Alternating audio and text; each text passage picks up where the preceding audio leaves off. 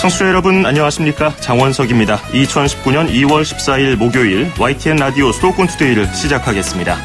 국내외 곳곳에서 예스 애플리케이션과 인터넷으로 듣고 계신 분들도 반갑습니다. 이미 고령화 사회에서 고령사회로 단기간에 진입한 우리나라가 이제 초고령사회로 어느 나라보다도 빠르게 향하고 있습니다. 여러 가지 걱정거리가 있지만 고령 운전자의 안전도 사회적으로 고민해봐야 합니다.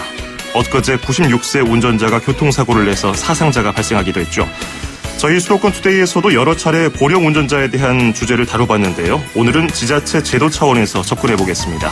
잠시 뒤 일부 투데이 포커스에서는 문경희 경기도의회 의원 연결해서 관련 이야기를 나눠보겠습니다. 이어서 2부에서는 이번 주말 어디 갈까 코너에서 여행지 추천을, 그리고 여기는 출입처입니다 시간에는 인천시 소식을 전해드립니다. YTN 라디오 수도권 투데이 1부 잠시 뒤에 출발합니다.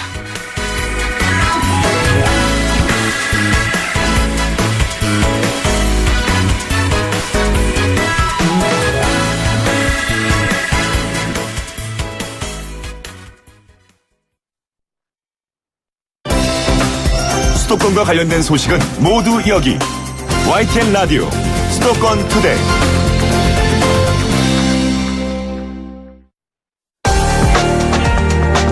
투데이 포커스. 고령화 사회에서 이제 고령사회로 진입한 대한민국, 초고령사회로 빠르게 바뀌고 있습니다. 여러 가지 고민거리 중에서 고령 운전자의 교통사고 증가도 자연스럽게 따라오는 문제겠죠. 비율상 고령자가 많아졌으니까 고령 운전자 교통사고가 느는 거는 어찌 보면 당연한 일일 수도 있습니다. 하지만 우리보다 앞서서 고령화를 겪은 선진국들은 많은 대책을 고민했고 또 실천 중에 있습니다. 우리도 더 늦기 전에 대책을 마련해야 할 것 같은데요. 저희 수도권 투데이에서도 고령 운전자 사고 이슈가 나올 때마다 주제로 삼아서 인터뷰를 진행했습니다. 근데 그때마다 느낀 것은 세대 간 갈등을 유발해서도 안 되고요. 언젠가는 누구나 고령 운전자가 되기 때문에 실효성 있는 대책에 대해서 함께 고민해야 한다는 결론을 내렸습니다. 바로 지난해 말에 이호근 대덕대 자동차학과 교수와 인터뷰를 했을 때는 교통표지판을 노인들이 더 보기 좋도록 크고 밝게 만들자는 제안도 나왔고요. 또 고령자를 나이로 나누기보다는 운전에 있어서 실효성 있는 적성 검사를 통해서 운전면허 갱신에 반영해야 한다는 의견도 있었습니다. 자, 오늘은 지자체 차원에서 제도적으로 고령 운전자들을 더 안전하게 만들 수 있는 방법이 없을지 살펴보도록 하겠습니다. 문경희 경기도의회 의원 전화 연결되어 있습니다. 의원님 안녕하세요. 네, 안녕하세요. 문경희 도의원입니다. 예. 엊그제 오후에 발생한 사건부터 얘기를 해봐야 될 것 같습니다. 네네. 96세 고령 운전자가 몰던 차량에 보행자가 치여서 숨지는 사고가 발생을 했습니다. 네. 운전자가 호텔 주차장으로 들어가려다가 입구에 있는 기둥을 들이받고 또 후진하려다가 뒤에 있는 차량을 들이받고 또 멈추지 않고 계속 후진하다가 길 가던 30대 여성을 치여서 숨지게 한 사건인데요.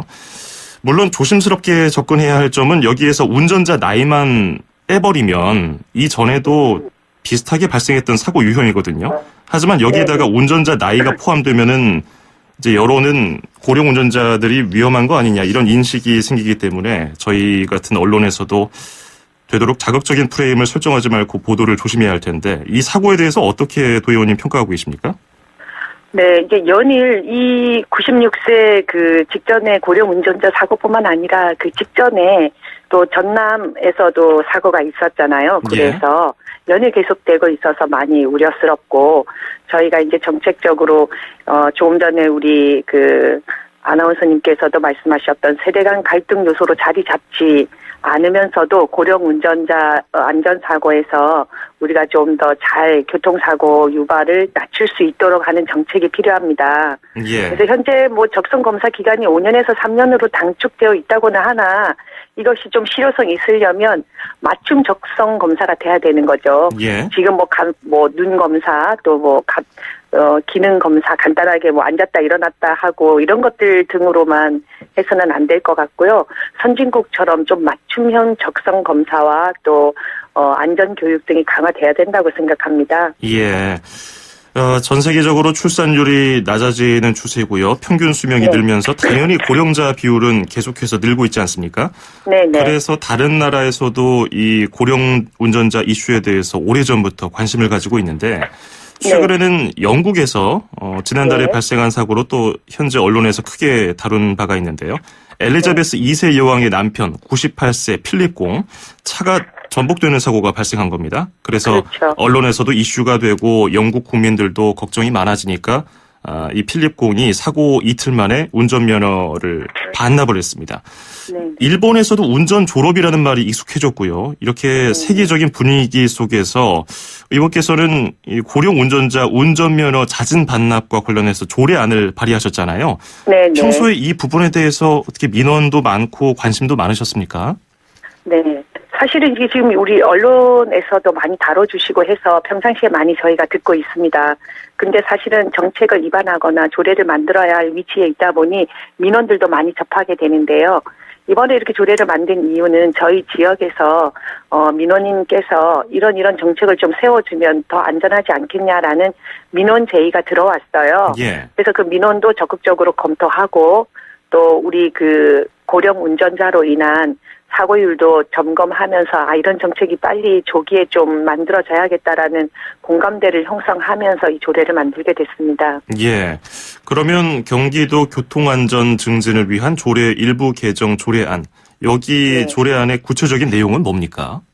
이제 고령 운전자 지금은 현재 우리가 노인 연령을 65세로 제한하고 있는데요. 딱히 65세가 아니어도 고령 운전자 운전면허 자진 반납자에 대해서 일부 교통비 등을 지원하는 법적 근거를 마련하고자 했고요. 예. 또 지금 우리 경기도 조례이니만큼 경기도에 주소를 둔 만 65세 이상의 고령 운전자가 운전면허를 자진 반납할 경우에 운전면허 자진 반납자임을 표시하는 카드를 또 발급할 수 있도록 하는 조항을 신설했어요. 예.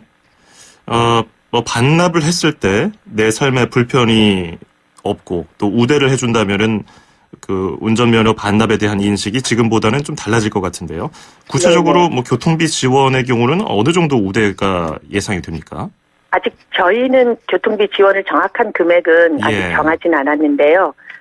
타 시도의 사례, 부산시의 사례를 저희가 이제 좀 검토 중에 있습니다. 예. 작년에 이제 최초로 도입해서 시행을 했는데 한 10만 원 정도의 교통 운전 면허증을 반납했을 때, 카드에 10만 원 상당의 교통비를 지원해주는 그런 시스템을 운영하고 있었어요. 예. 저희도 이제 미리 시행하고 있는 양천구나 부산시 이런 사례들을 잘 검토해서 운전면허를 자진 반납하는 고령 운전자들에게 사기도 꺾이지 않게 하고 자부심을 갖게 할 수 있도록 하려는 지금 많은 정책을 준비하고 있습니다. 예. 말씀하신 것처럼 자진 반납 제도가 부산과 서울, 양천구 또 경기 남부 일부 지역에서 이미 시행이 되고 있는데 네. 효과에 대해서는 좀 들으신 게 있습니까? 예. 그래서 부산시가 이제 가장 큰 효과를 보고 있어서 저희가 부산시 거 사례를 많이 좀 확인하고 있는데요.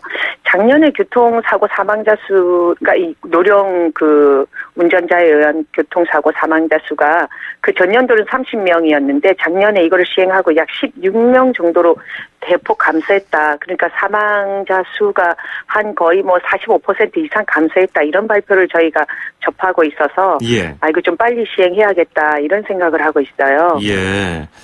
이 면허 반납으로 인한 여러 가지 효과를 기대하면서 운전자에게 보상을 해주는데, 근데 서울 양천구의 경우는 120명분의 예산을 마련했는데 170명 넘게 몰리고 이런 경우가 있을 정도로 예산이 어느 정도로 정해져 있기 때문에 다른 지자체나 정부 차원에서도 이걸 크게 시행하지 못하는 이유가 아닌가 이런 생각이 들거든요. 예산적인 걸림돌은 없을까요? 예산적인 문제가 당연히 있습니다. 경기도는 사실 수도권에서 거의 우리나라 인구의 4분의 1 정도가 우리 경기도에 집중되어 있잖아요. 그렇죠. 그러니까 보다 많은 노령 운전자들이 계시고 모두 다를 소화하기에는 사실 쉽지는 않을 거예요. 예산의 범위 안에서 시행할 수 있도록 그렇게 준비를 하고 있습니다. 그렇군요. 이게 정부 차원에서 전국적으로 이런 반납 운동을 펼치고 이렇게 우대 정책을 열어주면은 아무래도 많은 분들이 반납에 나설 텐데 역시 예산 문제가 참 걱정입니다. 네. 그리고 주변을 또 배려하고 당사자가 인정한 선에서 운전면허를 자진 반납한다고 하면은 모두가 이렇게 고민할 필요가 없을 겁니다. 그런데 현실적으로 설득이 쉽지 않은 부분도 많아요. 특히나 운전이 생업인 분들이 있잖아요. 그럼요. 이런 경우에는 당연히 더 구체적인 논의가 있어야 될 것 같은데 어떻게 보시는지요? 운전이 생업이신 분들 참여는 아무래도 저희가 상당히 좀 어려울 것으로 예상이 됩니다. 예. 대신에 이런 경우 고령 운전자에 대한 실질적인 뭐 안전 교육이나 적성 검사에 있어서도 건강 검진을 좀 더 강화하고 면허 갱신 때 좀 더 본인에게 맞춤형의 적성 검사를 좀 실시할 수 있도록 제도를 좀 개선하고 강화해야 될 필요성이 있을 것 같습니다. 예. 근데 앞서서도 잠깐 언급해 주셨지만 고령 운전자 적성 검사 기간이 올해부터 75세 이상의 경우는 그동안 5년마다 검사를 받던 것을 이제 3년마다 검사를 받아야 되잖아요. 근데 이 실효성에 대한 지적은 계속해서 나오고 있어요. 그리고 며칠 전에 그 사고를 냈던 96세 운전자 역시 지난해 고령 운전자 적성 검사를 받았고 여기서 문제가 없다고 확인을 받았으니까 또 운전대를 잡은 거 아니겠어요? 네, 저도 그렇게 들었습니다. 예. 이렇게 면허 갱신 주기를 줄이는 것만이 이렇게 문제를 해결하는 해결책일까 이런 의문이 드는데요. 어떻게 보십니까? 네네. 어떤 또 다른 해결책이 있어야 한다고 보세요?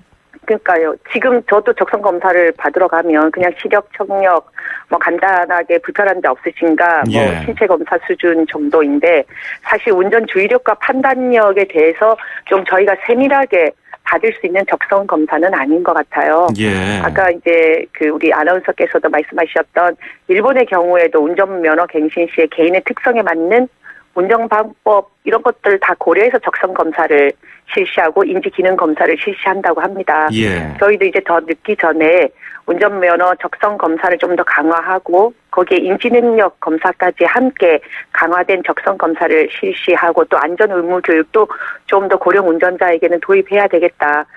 여러 사람 또 당장 운전자 자신과 운전을 통해서 또 피해를 받을 수 있는 지역 주민들을 위해서 함께 받을 수 있도록 하면 괜찮을 것 같습니다. 예. 저도 수년 전에 그 운전면허 갱신을 하면서 네. 이렇게 단순한 제도였나 이런 생각이 들기도 했었거든요. 그러니까요. 한 10분 정도밖에 안 걸리셨죠? 금방 지나가니까 뭐 통과됐습니다 하고서 뭐 문제 없으시죠? 물어보시더니 바로 재발급이 됐는데.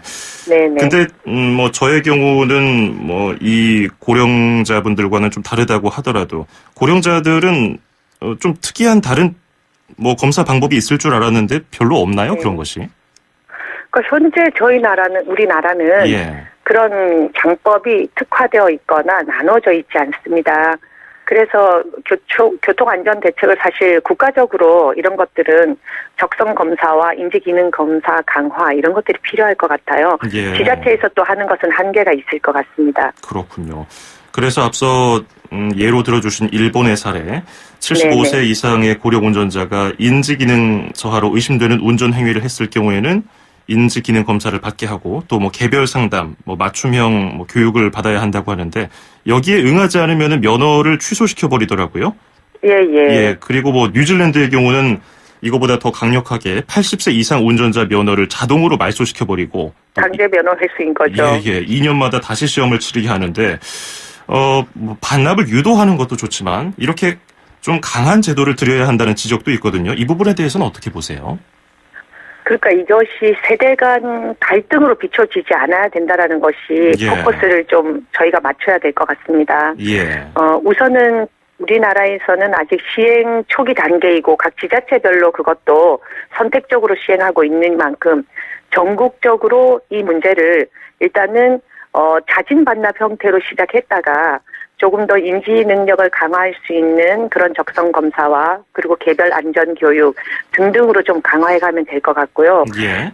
필요하다면 강제 면허 횟수는 아마도 이것까지 가면은 세대 간 갈등을 일으킬 수 있기 때문에 일단 이 정책이 정착되는 것까지 우선 도입이 필요할 것 같아요.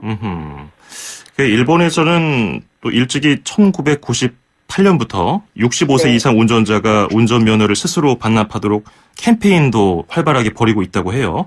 네네. 예, 그래서 최근에는 뭐 해마다 고령 운전자 30만 명 이상이 운전면허를 스스로 내려놓는다고 하는데, 네, 앞서 도 의원님 말씀해 주신 것처럼 어르신 이제 연령이 됐으니까 운전면허 반납하십시오. 이렇게 얘기를 하면 누가 기분이 좋겠습니까? 그럼요. 예. 상처받으시죠. 그렇죠. 뭐 내 나이가 어때서 너희들이 이래야 저래라 했냐. 젊은 사람들은 사고 안 내냐. 뭐 당연히 이렇게 반발이 있을 텐데 네네.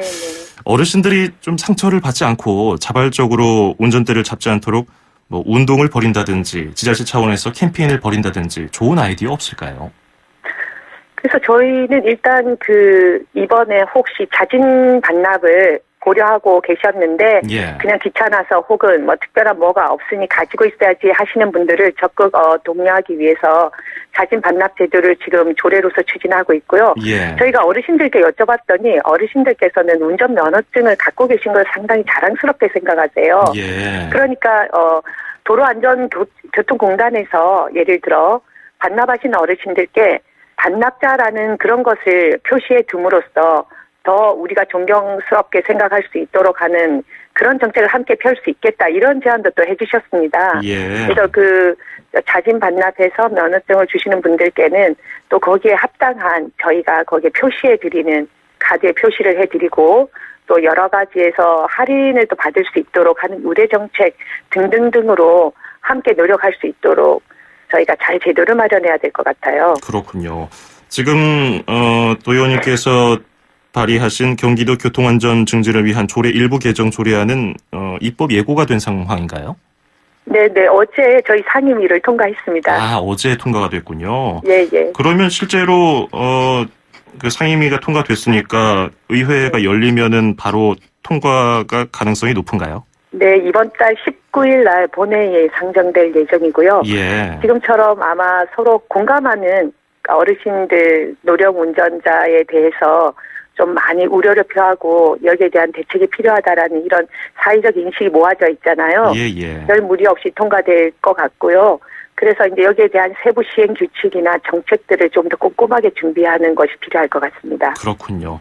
자, 이렇게 뭐 제도적으로나 뭐 캠페인을 통해서 운전자들의 고령 운전자들의 면허 반납을 유도하는 것도 중요하지만은 지금 어쩔 수 없이 운전하는 분들을 위해서 조금 더 편의를 제공하는 것도 필요하다는 의견도 있거든요. 뭐 도로 표지판을 좀 더 크게 명확하게 만든다든지 뭐 도로 조건을 좀 더 좋게 한다든지 이런 그 작업도 함께 진행돼야 한다는 의견에 대해서는 그 정부와 지자체 협조도 있어야 될 것 같아요.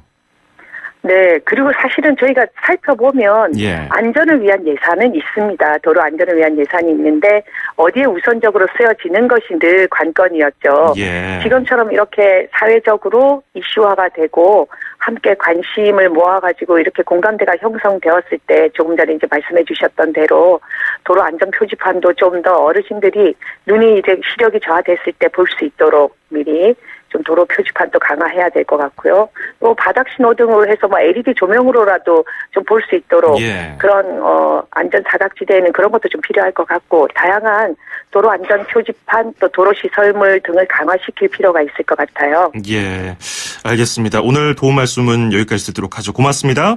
네, 감사합니다. 네, 지금까지 문경희 경기도의회 의원이었습니다.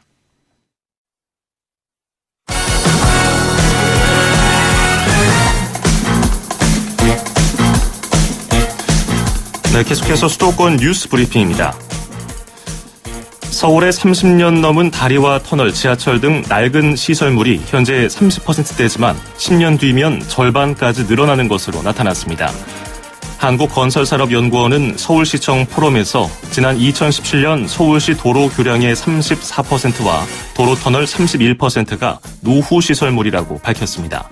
지하철은 2016년 기준으로 36%였습니다. 하지만 10년 안에 도로 교량은 60%, 터널과 지하철의 절반이 노후화하고 20년 뒤에는 90% 이상이 노후 시설물에 포함된다고 밝혔습니다. 하수도관로는 현재도 절반가량이 만들어진 지 30년이 넘었습니다. 서울교통정보센터가 지난해 12월 1일 개통한 서울 지하철 9호선 3단계 구간 8개역의 첫 3주 동안에 승차 인원을 분석했더니 하루 평균 3만 명으로 나타났습니다. 종점인 중앙보훈병원역이 6,300명으로 가장 많았고 8호선과 환승이 가능한 석촌역이 5,100명으로 뒤를 이었습니다. 개통 전달 3주 동안과 비교를 하면 3단계 노선이 지나는 송파구, 강동구의 지하철 이용자 수는 하루 평균 2만 8천 명이 늘었고 버스는 11,000명 줄었습니다. 3단계 구간 탑승객 5명 가운데 2명은 강남 3구로 이동을 했고 관악구행 승객도 9.8%로 비중이 컸습니다. 서울시가 승차 거부를 많이 한 택시회사 22곳에 일부 운행 정지 처분을 내렸습니다. 이에 따라서 이들 업체는 60일 동안 730대를 운행할 수 없습니다. 다만 운행을 일시에 정지하면 시민 불편이 우려되는 만큼 2달 간격으로 나눠서 4번에 걸쳐 시행됩니다. 택시 기사뿐 아니라 택시 회사까지 처분하는 것은 전국에서 처음입니다. 이들 업체는 승차 거부 위반 지수가 1 이상 2 미만인 곳이며 지수 2 이상은 감차 명령, 3 이상은 사업 면허 취소 처분이 내려집니다. 지난 2015년부터 3년 동안 서울시에 접수된 승차 거부 신고 가운데 법인 택시 비율은 74%였습니다.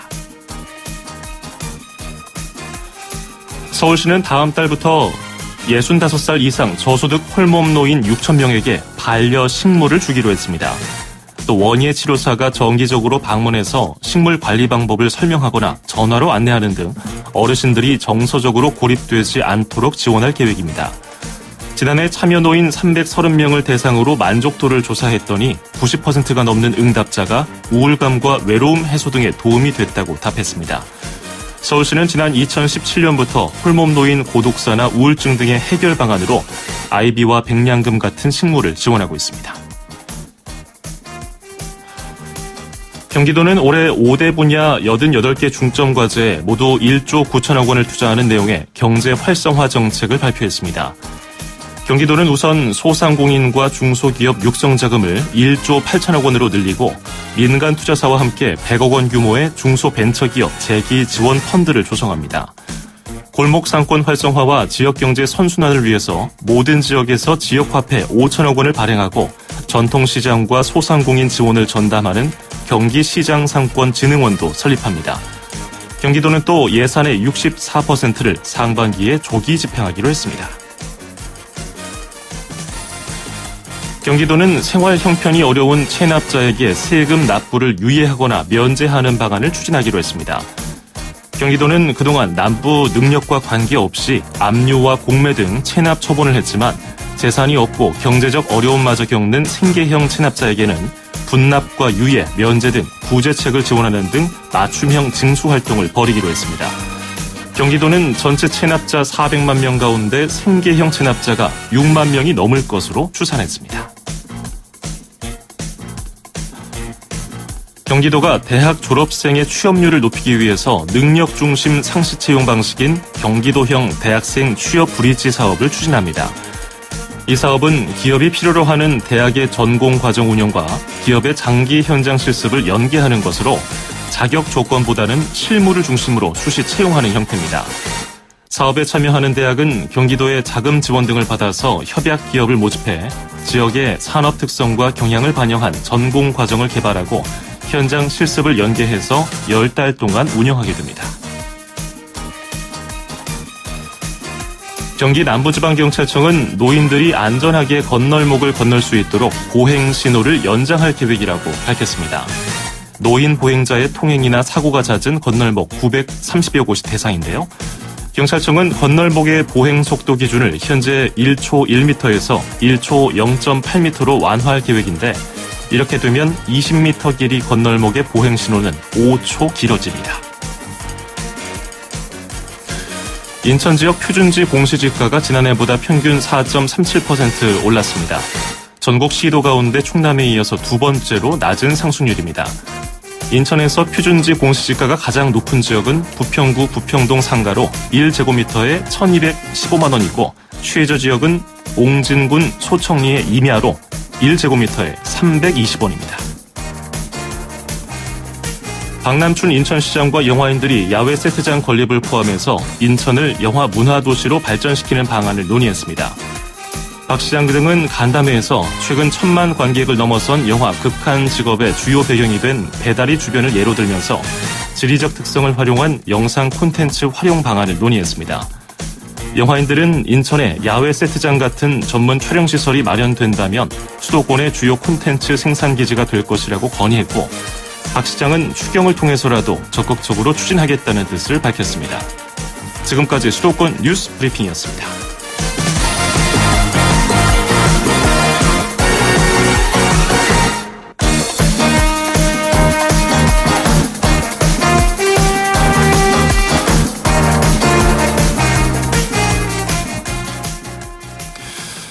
네, 방금 들어온 속보 전해드리겠습니다. 5.18 망언으로 물의를 빚었던 자유한국당 의원 3명에 대한 징계 여부 수위가 오늘 결정된다고 앞서 뉴스에서 들으신 분들 계실 텐데요. 자유한국당 윤리위원회가 오늘 아침 7시 30분부터 일찍이 강남 호텔에 모여서 2차 회의를 진행했습니다. 방금 종료가 됐는데요. 망언 논란이 일었던 3명의 자유한국당 의원 중에서 이종명 의원만 징계하기로 결정이 됐습니다.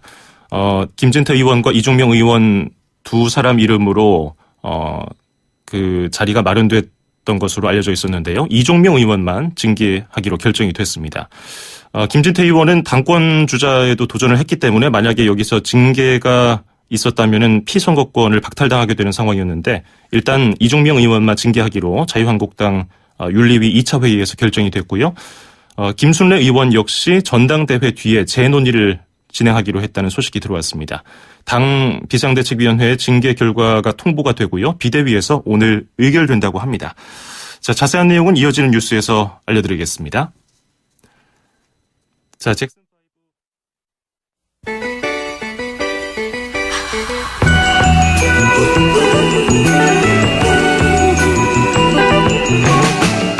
네, 잭슨5가 부르는 Never Can Say Goodbye 듣고 잠시 뒤 2부에서 뵙겠습니다.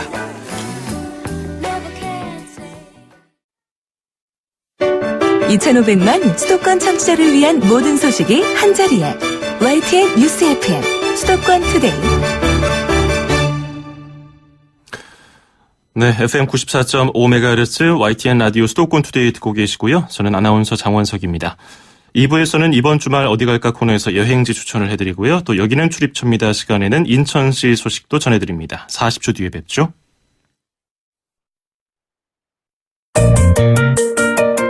음악과 수도권 뉴스가 한방에 수도권 전문 방송 수도권 투데이.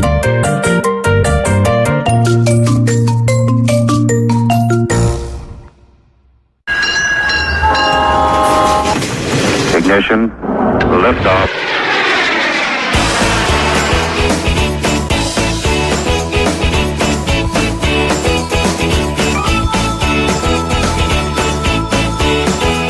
네, 매주 목요일마다 만나보는 코너 이번 주말 어디 갈까 시간입니다. 오늘도 이현주 여행 전문 기자와 함께하겠습니다. 어서 오세요. 안녕하세요. 네, 오늘 노란 봄 분위기가 물씬 넘치는 옷을 또 입고 오셨네요. 단무지 같지 않나요?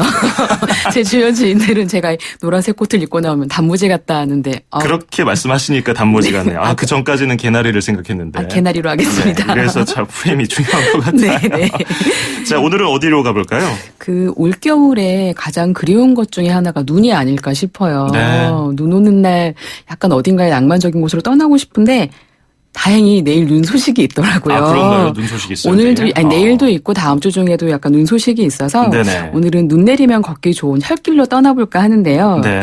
철길은 왠지 약간 향수를 자아내는 공간이잖아요. 네. 조그맣고 낡은 간이역에 길게 뻗어있는 철길의 모습은 약간 정서가 가득해서 약간 이렇게 눈 내리는 날 아하. 그리고 그 까만 철로 위에 눈이 쌓여있는 길을 걸으면 굉장히 낭만적이지 않을까 싶어요. 네. 그래서 오늘은 옛 시간을 추억하면서 사부작사부작 걷기 좋은 곳 그리고 기차보다 사람이 걷기에 더 좋은 짧지만 운치 있는 아름다운 항동 철길로 떠나보겠습니다. 항동 철길. 네. 아니 서울에 네. 이렇게 철길인데 사람이 좀 걸으면서 쉴 수도 있고 그런 공간이 있습니까? 있어요. 예. 저도 이곳을 가서 알게 된 건데 네. 저는 제 친구가 이 구로구에 살아서 알게 된 곳인데 네. 이 철길이 좋은 게 아까 제가 말씀드렸잖아요. 기차보다 사람이 다니기에 더 좋은 철길이라고. 예. 그 이미지를 딱 떠올리면 이 얘기를 들으면 머릿속에 떠오르는 그 철길의 이미지가 고스란히 이곳에 펼쳐지는 곳이에요.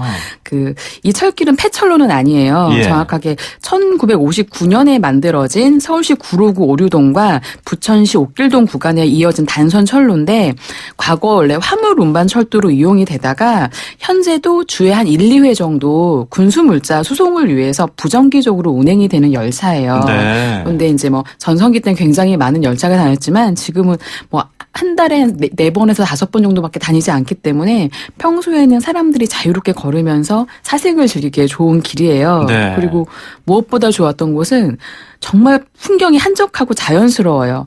왜 요새는 막 지방 같은 데 가면 폐철기를 이용한 다양한 그 관광 명소들이 있잖아요. 예. 그런 곳 같지 않고 일단 되게 자연스럽고 그래서 누군가와 손을 잡고 하필 그날이 또 눈이 온다면 또 누군가와 그 옛 시간을 추억하면서 도란도란 걷기 좋고 네. 또 홀로 고요히 사색을 하며 걷기도 굉장히 좋아요. 아하. 이 길을 걷다 보면 약간 사색과 공감의 철길이라는 글귀가 있는데 그 길이 딱 그대로 마음에 박히는 길입니다. 예, 저도 지금 사진을 찾아보고 있는데 네. 저도 이 철길을 자동차로 지나가 본 경험이 있는 것 같아요. 예, 그냥 덜컹덜컹 하면서. 네. 근데 지금 사진 보니까 야, 이렇게까지 좀 낭만적으로 보였나? 그런 기억이 가물가물할 철길은 정도로 예. 두 발로 걸어보셔야 그 낭만이 고스란히 아니, 느껴지는 길이에요. 철길이 있고 바로 뭐 몇 걸음 앞에 주택가도 있고요. 뭐 예. 네, 재미있는 게 이 철길은 저도 처음에 찾아갈 때 굉장히 의외의 공간에 있더라고요. 예. 그러니까 저는 지하철을 타고 찾아갔는데 7호선 천왕역 2번 출구에서 한 400~500m를 걸으면 철길 초입으로 들어설 수가 있어요. 네. 근데 대로변에서 약간 주택가 연립주택 사이로 들어서자마자 갑자기 어머 이런 철길이 아직도 서울에 남아있구나라는 말이 절로 나오는 풍경 속에 철길이 들어서 있는데 이 길은 크게 3개의 구간으로 나뉘어져 있어요. 예. 첫 번째 구간이 아까 말씀드린 것처럼 주택가 사이로 이어진 길이 있고요. 주택가를 딱 벗어나면 이게 천왕산 자락 사이로 뚫린 옆길을 따라 이어지는 길이 있는데 네. 이 구간이 이제 사진을 찍기에 가장 좋아요. 그러니까 항동역이라고 간이역을 이제 귀엽게 만들어놨는데 그 구간도 있고 네. 사이사이에 뭐 깡통 로봇 같은 약간 아트 작품들도 있고요. 왜 마포대교를 걷다 보면 그 길 따라서 이제 글귀들이 좀 있잖아요. 맞아요. 오늘 힘들었어, 밥은 먹었니처럼 이 구간을 걷다 보면 그 침묵 위로 이런 글들이 있어요. 뭐 17살 두근두근 내던 뭐 첫사랑, 음흠. 42살 부모라는 무게, 그다음에 뭐 위로가 되는 순간 너라서 좋아라는 그런 글귀들이 슬며시 말을 걸어와요. 네. 그 길을 조금 더 지나고 나면 마지막 구간이 푸른 수목원을 따라서 이어진 길들이 있어요. 아. 그래서 만약에 다른 계절에 가시면 눈이 없더라도 다양한 계절의 풍경을 보면서 철길을 걸으실 수 있는 공간입니다. 그러니까요. 눈이 내려도 굉장히 예쁠 것 같은데 지금 제가 지금 인터넷에서 찾아보고 있는 사진 가운데는 눈이 안 왔을 때 사진이 훨씬 많은데 올해 눈이 안 와서. 그러니까요. 그래도 그 나름대로 또 굉장히 예쁜 모습을 연출하고 있어요. 이 주변에 같이 둘러볼 곳도 있을까요? 이렇게 말씀드린 것처럼 바로 옆에 그 철길이 이어지는 끝부분에 그 푸른 수목원이 있어요. 예. 푸른 수목원은 2013년에 문을 연 서울시 최초의 시립 수목원입니다. 예. 이 공간 자체가 원래 항동 저수지가 있던 곳인데 이 공간을 살리기 위해서 만들어진 그 수목원이에요. 입구에 들어서자마자 저수지 위로 목재 데크가 이렇게 거미줄처럼 설치되어 있는데 그 길을 따라 걷다 보면 약간 그 겨울에 이렇게 메마른 그 자풀의 느낌도 되게 좋고 네. 이제 잎사귀를 떨고는 나목들의 풍경도 굉장히 자연스러워요. 그리고 가시다 보면 뭐 온실 공원도 있고 25개 정도의 테마 공원으로 조성이 되어 있어서 산책을 하기에도 좋고 약간 쉬엄쉬엄 쉬어가기도 좋고 그리고 무엇보다 한적해서 누군가와 그 찬찬히 걸으면서 이야기를 나누고 싶다. 그런 데를 한번 가시면 굉장히 좋습니다. 그러네요. 여기 사진 찍기 정말 좋을 것 같은데 철길을 걸은 뒤에는 이 지역에서 또 먹을 만한 거 뭐가 있을까요? 일단 이 수목원 내에는 뭔가 편의시설이나 이런 거는 많이 있지 않고 차만 들 수 있는 카페가 하나 있어서 네. 간단히 드실 것들은 좀 챙겨가시는 게 좋고요. 그리고 쓰레기는 반드시 직접 들고 나오셔야 됩니다. 쓰레기통이 없어요. 네. 그리고 나오시다 보면 이게 그 수목원을 지나서 온수역까지 이어지는 길들이 있는데 이게 또 구로 올레길이 있더라고요. 그 길 따라 걷다 보면 온수역으로 이어지는데 온수역 인근에 약간 국물에서 약간 격이 느껴지는 국수집을 하나 발견을 했어요. 네. 대구 국수집인데 그 동네 분에 이렇게 추천으로 간 곳인데요. 약간 국수의 국물에서 정성과 철학이 느껴지는 집입니다. 그 정도로, 예. 네, 육수의 맛이 굉장히 차별되어 있는데 보통 이렇게 잔치국수 하면 멸치국수의 향이 강하잖아요. 네. 디포리를 쓰시는지 약간 은은하면서도 깔끔하고 거기에 고추씨를 넣어서 되게 약간 그 은근하게 올라오는 매콤한 향이 있는 국수집이 있어요. 음흠. 약간 찬찬히 걸으신 다음에 뜨끈한 국물로 이렇게 그 국수로 마무리하시는 것도 좋을 것 같고 저는 2차로 근처에 온시역 인근에 약간 덩어리 고기를 파는 집도 있더라고요. 겨울하면 그 연탄불이 떠오르잖아요. 그렇죠. 식당 입구에 딱 들어서자마자 연탄들이 병청처럼 도열이 되어 있어요. 약간 고기 좋아하시는 분들은 되게 유명한 곳이더라고요. 네. 그 추운 겨울날 걸으신 다음에 뜨끈한 연탄불에서 고기를 구워 드시는 것도 좋을 것 같습니다. 아, 좋네요. 구로구에 있는 항동철길까지 더해서 국수와 또 덩어리 고기? 네. 그것까지 살펴봤습니다. 고맙습니다. 고맙습니다. 네, 지금까지 이현주 여행 전문 기자였습니다. 출입처 기자들의 수첩을 살짝. 가장 빠른 수도권 소식을 전해드립니다. 여기는 출입처입니다. 네, 출입처로 가보는 시간 오늘 인천시청으로 가보겠습니다. 경인일보 김민재 기자가 연결되어 있습니다. 안녕하세요. 네, 안녕하세요. 김민재입니다. 인천시의 지역 내 총생산 GRDP 규모가 역대 최고치를 기록했는데요. 이게 서울에 이어서 전국 2위입니다. 처음으로 부산을 뛰어넘었다고 하는데 구체적으로 어떤 내용인가요? 예, 그 통계청이 최근에 2017년도 지역소득 보고서를 냈는데요. 이 보고서를 보면은 인천 GRDP가 84조 원으로 7개 특광역시 중 서울에 이어서 2위를 차지했습니다. 그동안 항상 2위를 차지했던 부산을 처음으로 제낀 건데요. 예. 그 인천의 GRDP는 지속적으로 성장세를 이어왔습니다. 2011년부터 13년까지는 4위, 2014년부터 16년까지 3위를 했고요. 이제 그 조사가 시작된 2003년 이후로 처음으로 2위에 올라선 겁니다. 그 경제 활동별로 살펴보면은 제조업과 운수업이 각각 25%, 11%로 큰 비중을 차지하고 있고요. 현재 인천에는 11개의 산업단지가 조성돼 있습니다. 여기에서 제조기업이 1만 개 이상 뿌리내리고 있어 인천 경제 기초를 단단하게 받치고 있는데요. 예. 인천은 이 공장을 스마트 공장으로 이제 고도화하는 작업을 지금 시작하고 있고요.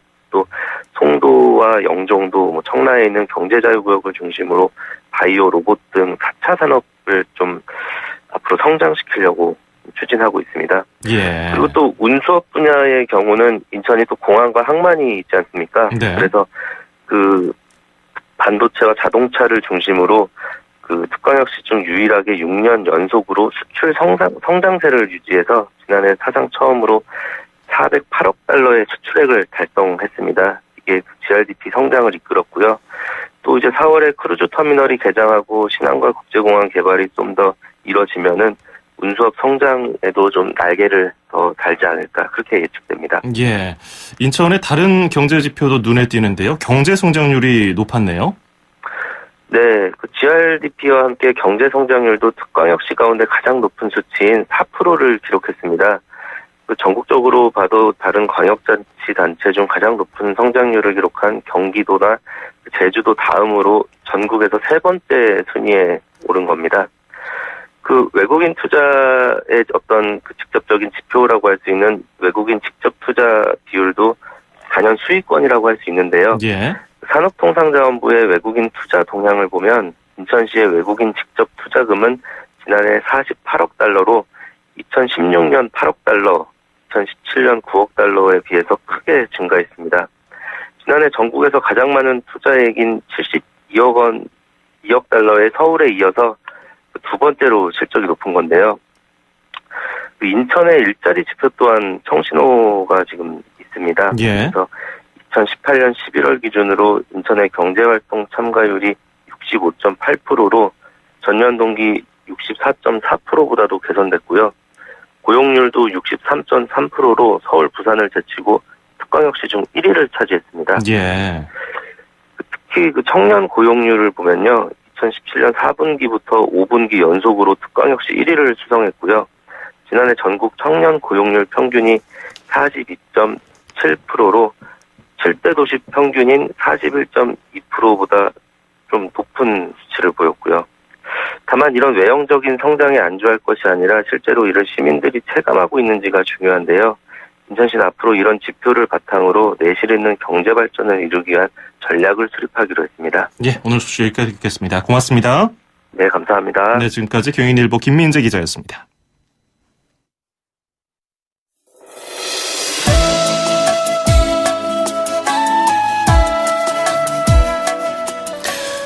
예, 방금 들어온 속보 하나 더 전해드리겠습니다. 오늘 오전 8시 42분쯤에 대전 유성구 외삼동에 있는 한화 대전 공장에서 폭발로 추정되는 화재가 발생했다는 소식이 들어왔습니다. 지금까지 알려진 바에 따르면은 사망자 3명이 발생했고요.